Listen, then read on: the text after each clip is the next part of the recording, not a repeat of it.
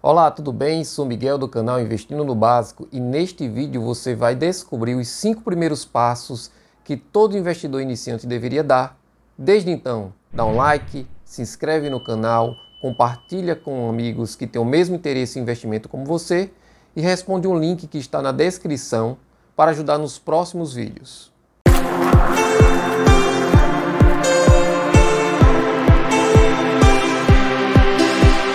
Olá, tudo bem? Eu sou o Jané Carlos Dias, especialista em investimentos, um dos criadores do canal Investindo no Básico, junto com Miguel Dias. Hoje nós vamos estar passando aqui quais são os primeiros passos para se tornar um investidor. Então, o primeiro passo que nós temos que ter é saber o nosso planejamento financeiro, conhecer como é que está a nossa situação financeira para a partir daí direcionar as nossas aplicações, os nossos recursos. Então, o que é um planejamento financeiro? É você saber quanto você ganha e quanto você gasta, quais são os seus custos e quais são os seus ganhos. A partir desse momento, reconhecendo todas essas etapas do planejamento, como a sua situação financeira, de como é quanto você tem ali por mês dos ganhos e quanto você tem ali por mês de gastos. Conhecendo todos os ganhos e os gastos, você vai ter um melhor planejamento financeiro. Então, o essencial ali dos gastos é saber se você não está tendo gastos supérfluos, gastos desnecessários que acabam corroendo ali o seu poder de poupança. Então, pegue uma planilha do Excel, monte uma planilha, ou baixe um desses aplicativos em que você faz o acompanhamento de suas receitas e de suas despesas e vai começando a acompanhar. Chegou o momento que você viu que não está ali adequado, comece a cortar, diminuir despesas ou buscar um aumento das receitas para que com isso você possa ter uma capacidade de poupança. Então, o segundo passo seria essa capacidade de poupança. Você ajustou receitas e despesas, você vai começar a ter uma poupança mensal, um valor lá que sobra, que é o que nós chamamos de capacidade de poupança. São os recursos menos as despesas e menos dívidas caso você tenha alguma parcela de financiamento, de empréstimo que precisa ser pago. Então, fez todos esses ajustes lá da sua situação financeira por meio de um planejamento financeiro adequado, você vai começar a ter uma poupança mensal. Então, o terceiro passo seria o índice de poupança. Qual é a porcentagem do índice de poupança? Nós pegamos o valor que você poupa todo mês, vamos supor que você tem lá uma capacidade de poupança de R$ 200 todos os meses e você ganha R$ 1.000. Então, isso aí vai dar 20% do índice de poupança, que é o recomendado para você começar a dar os primeiros passos como investidor. No entanto, esses 20% ele se torna um pouco relativo, dependendo da idade em que você esteja. Se você está no início da sua fase de vida, ali entre os 30 anos, 25, 30 anos, e está começando a fazer esse planejamento financeiro para ter esse índice de poupança, formar esse índice de poupança, o ideal é que fique em torno de 20%. Mas se você já está mais na meia idade, entre os 40 e 45 anos, e está começando a planejar esse índice de poupança agora, não fez uma reserva de emergência anterior, está começando de agora, vamos então aumentar essa capacidade de poupança para compensar esse tempo, pois nos investimentos, o que é um dos passos fundamentais é você ter o tempo a seu favor.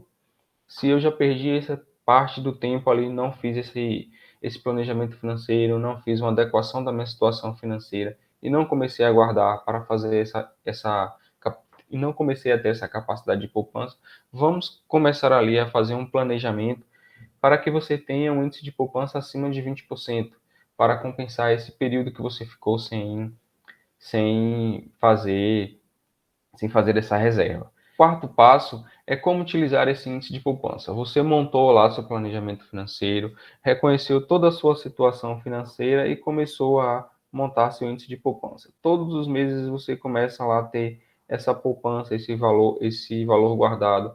Então, de que forma a gente pode utilizar esse índice de poupança para nos melhorar, a termos aí uma melhor qualificação, um melhor processo de investimento?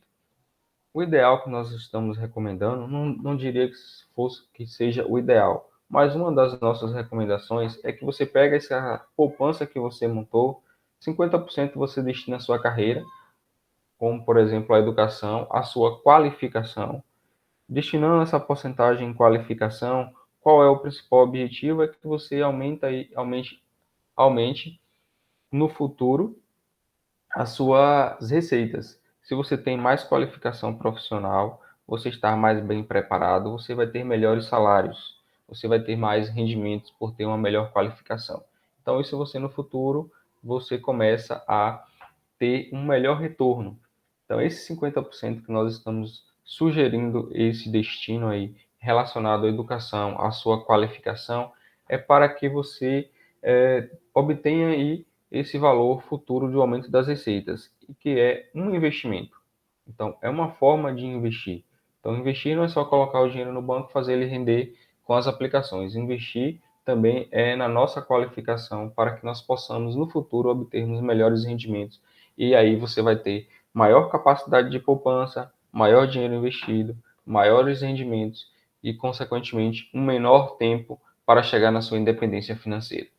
A outra parte desse índice de poupança nós podemos destinar à reserva de emergência. Então, a reserva de emergência ele é um montante de dinheiro guardado para os gastos inesperados, imprevistos.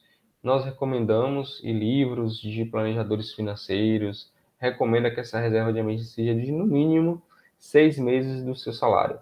Por exemplo, se você ganha R$ 2.000 por mês, você tem que ter uma reserva montada de, no mínimo, R$ 12.000, porque ela vai suprir a sua necessidade ali para os próximos 6 meses. Se ocorrer algum imprevisto ou se você perdeu o emprego, você tem esse período ali para se reorganizar em busca de um novo emprego e se mantendo ali durante esses meses até sua vida, seu planejamento voltar para dentro dos conformes, dentro do adequado. Então, evitar dívidas inesperadas e desinvestimentos imprevisíveis com perdas de capital é essencial para montar essa reserva de emergência. Evitar também que você tenha um investimento e vá lá e faça todo o saque porque você quer fazer alguma coisa, uma reforma e ficar completamente descapitalizado. Isso não é recomendado. É recomendado a gente manter sempre essa reserva de emergência para ter uma segurança no momento de um imprevisto. Nós temos 5 passos iniciais aí para quem está começando a investir, que é, primeiramente, você fazer seu planejamento financeiro, saber sua situação financeira. Depois que você passar pelo planejamento financeiro, você vai adquirir a capacidade de poupança. Após esse passo de adquirir a capacidade de poupança, você vai entrar no terceiro passo, que é o índice de poupança. Seu objetivo vai ser ter um índice de poupança de em torno de 20%. Depois, o quarto passo é dividir esse índice de poupança em metade para adquirir valor ou investir e metade para reserva de emergência. Aqui a gente vai fazer a recomendação de ativos financeiros para reserva de emergência, não para fazer seus investimentos, fazer sua carteira, tá certo? Então, quando você for fazer sua reserva de emergência, quais são os ativos financeiros, né, mais indicados? Quais são as características do ativo financeiro que você tem que comprar para a sua reserva de emergência? São quatro características aí que a gente recomenda. Principalmente, analisar ativos financeiros de renda fixa que tenha liquidez imediata. O que é isso? São ativos financeiros que têm uma previsibilidade no rendimento e que você consegue transformar ele, né, esse ativo financeiro, em dinheiro de forma imediata. Isso significa liquidez imediata. Exemplo, se você começou a aplicar, tem lá R$ 10.000 e você queira tirar esses R$ 10.000 hoje, você consegue transformar esse ativo financeiro em dinheiro no mesmo momento que você quer resgatar. Isso é importante porque o conceito reserva de emergência significa que você não sabe em que momento você vai utilizar aquilo. Esses ativos financeiros têm que ter mais duas características importantes. Principalmente ser pós-fixado, ou seja, seguir o índice, aí no caso seria a taxa básica de juros e o CDI, pelo menos ter a rentabilidade igual a eles. Por quê? Porque existem ativos financeiros de banco, principalmente de bancos grandes, que têm essas características de renda fixa, liquidez imediata, porém, ele vai te dar uma rentabilidade menor do que a Selic. Pelo menos tem uma rentabilidade igual à taxa básica de juros do momento do país, que é a taxa Selic, ou CDI, 100% do CDI. Menos do que 100% do CDI, você não deveria comprar esse ativo financeiro, tá certo? E o rating, né? o risco desse ativo financeiro. Como é uma reserva de emergência, a gente recomenda você comprar o ativo financeiro mais seguro do mercado, que seria a taxa básica de juros, né, indexada a Selic, ou CDBs indexada a CDI, 100% do CDI, de grandes bancos, como o Banco do Brasil, o Banco Itaú, o Banco Bradesco, desses bancos mais consolidados. 2 exemplos. Existem vários ativos financeiros no mercado, você vai encontrar pelo menos 5 aí de renda fixa, mas esses 2 ativos financeiros, eles juntam aquelas 4 características que a gente falou anteriormente. É o quê? CDBs de segurança, né? O Tesouro Nacional, quem garante é o governo federal, ou seja, é o ativo financeiro mais seguro do mercado, e CDBs de grandes bancos, de bancos consolidados, ou seja, que tem um rating muito baixo. Então, eles têm segurança, eles têm liquidez imediata e eles têm a rentabilidade mínima que a gente recomenda quando você for comprar um ativo financeiro, que é pelo menos ter rentabilidade igual à taxa Selic. Nós fizemos uma pesquisa e o que a gente achou que tem rentabilidade melhor, com liquidez imediata e com maior segurança do mercado, hoje, com a taxa Selic de 11,75% no início de 2022, foi o Tesouro Selic 2025. A gente fez uma simulação aí que você vai investindo R$500, com aportes mensais de R$500, durante 3 anos, você vai ter 17.500 investido e no total vai ter 19.365. E fazendo uma comparação entre Tesouro Direto, poupança, CDB, LCI ou LCA e um fundo DI, o próprio Tesouro Direto fala que o Tesouro Selic seria o mais recomendado por causa da rentabilidade maior, uma segurança maior do mercado, né? A gente fez uma pesquisa pelo IUB e o IUB também recomendou o ativo financeiro com maior liquidez, mais seguro e que tem maior rentabilidade do mercado hoje, com a taxa Selic em torno de 11,75%, é o próprio Tesouro Selic 2027. Tem uma comparação entre poupança, CDB com 100% de rentabilidade atrelado ao CDI e o Tesouro Selic. Se você ver na tela aí à direita, você vai ver que o Tesouro Selic foi o que teve maior rentabilidade dos 3. Ou seja, se você aplicasse R$30.000, a poupança te daria R$7.145 de rentabilidade.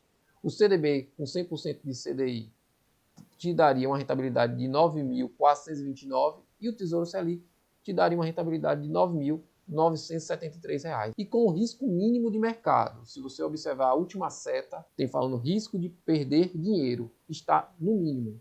O segundo ativo que a gente encontrou foi o do Banco PIN, com 103% do CDI, ou seja, é um ativo financeiro que tem liquidez diária e tem uma rentabilidade de 103% do CDI. Porém, se você for analisar o risco de perder dinheiro, você já verifica no gráfico a última setinha amarela que tem abaixo da tela, você vai ver que já está um pouquinho fora do azul, já chegando numa parte mais verde do risco, né? E em terceiro lugar, a gente viu CDB 100% do CDI do Nubank, né? Ele dá 100% do CDI, porém a rentabilidade é menor do que do ativo financeiro Tesouro Selic e do Banco PIN, e o risco de perder dinheiro, o risco financeiro aí de perda do capital, está igual ao do Banco PIN e está maior do que o Tesouro Selic. Ou seja, hoje, com as condições que estamos, né, do mercado, né, da macroeconomia, com a taxa Selic em 11,75%, a melhor rentabilidade, com menor risco e com melhor liquidez é do governo federal, né, do Tesouro Direto. Então, o melhor ativo financeiro hoje seria você aplicar seu dinheiro no Tesouro Selic. Meu muito obrigado, dá o like, compartilha com amigos. Um grande abraço. Abraço e qualquer dúvida estamos à disposição.